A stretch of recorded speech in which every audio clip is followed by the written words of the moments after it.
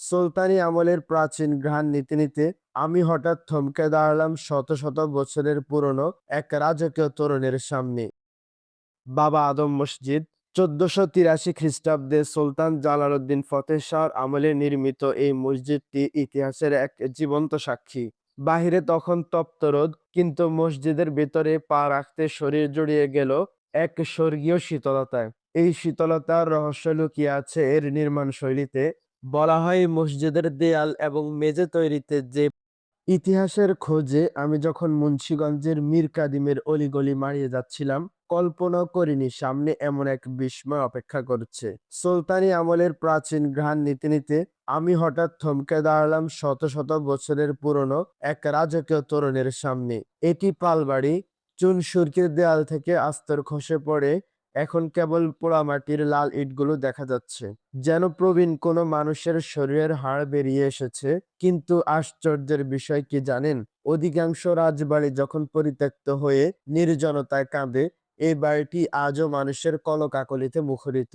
এই বাড়ির প্রতিটি ঘরে আজও যুগ যুগ ধরে মানুষ বাস করে আসছে।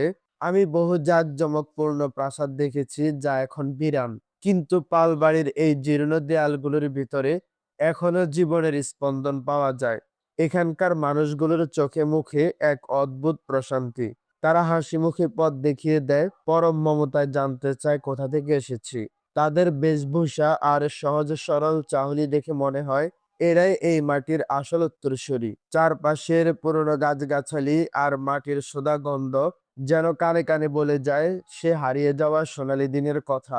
এখানকার প্রতিটি ইটের খাঁজে লুকিয়ে আছে শত বছরের পুরনো সুখ দুঃখের গল্প। বাড়িটি হয়তো জীর্ণ হয়েছে, কিন্তু তার আভিজাত্য আজও অটুট। এই পাশেও একটা বাড়ি দেখা যাচ্ছে। বোঝা যায় ওই সময় আসলে বাড়িগুলো অনেক বড় ছিল। যেখানে অনেকগুলা ঘর, ওই যে একটা ঘর, এখানে একটা ঘর, ওগুলো সবই অনেক পুরোনো আমলের। আহ, এই যে বড় বাড়িটা একদম পিছন থেকে দেখা যাচ্ছে। সামনে গিয়ে দেখি আর কি কি আছে। আমি অনেক দূরে চলে আসছি। প্রথমে আসছিলাম নগর কসবা, ওইটা দেখার জন্য। তারপরে শুনলাম যে এখানে একটা ইট এবং সুরকির ব্রিজ আছে, পোল আছে। তো ওইটা দেখলাম, ওইটা দেখার পরে শুনলাম যে এখানে একটা পাল বাড়ি আছে। আশা করে পাল বাড়িটা দেখলাম। এখন আমার দেখার পালা শেষ। আমি পাল বাড়িটা পুরোপুরি ঘুরে দেখলাম। বাড়িটা অনেক বড় এবং বাড়ির মধ্যে অনেকগুলা ঘর। এই বাড়ির যে মূল অধিবাসীরা তারা এখনো আছে। তাদের পূর্বপুরুষরা মূলত এই বাড়িগুলো বানিয়েছিল, এখনো তারা এই বাড়িতে আছে। আম, আসলে আমাদের বাংলাদেশের যে আনাচে কানাচে এখনো কত ইতিহাস ছড়িয়ে ছিটিয়ে আছে। তারপরে বিশেষ করে ঢাকার আশেপাশে যেমন কেরানীগঞ্জ, তারপরে হচ্ছে মুন্সিগঞ্জ, এখনো অনেক ইতিহাস ছড়িয়ে ছিটিয়ে আছে। এগুলা ঘুরলে দেখা যায় আসলে। এই যে আমি আজকে আসলাম, এসে অনেক কিছু দেখলাম। তো আপনারা এরকম আসবেন, বের হবেন, ইনশাল্লাহ অনেক কিছু দেখতে পারবেন। পালবাড়ির মায়া কাটিয়ে আমি এবার আসি বাংলার সুলতানি আমলের এক অন্যান্য নিদর্শন দেখতে। বাবা আদম মসজিদ। ১৪৮৩ খ্রিস্টাব্দে সুলতান জালালউদ্দিন ফতেহ শাহর আমলে নির্মিত এই মসজিদটি ইতিহাসের এক জীবন্ত সাক্ষী। বাহিরে তখন তপ্ত রোদ, কিন্তু মসজিদের ভেতরে পা রাখতে শরীর জড়িয়ে গেল এক স্বর্গীয় শীতলতায়।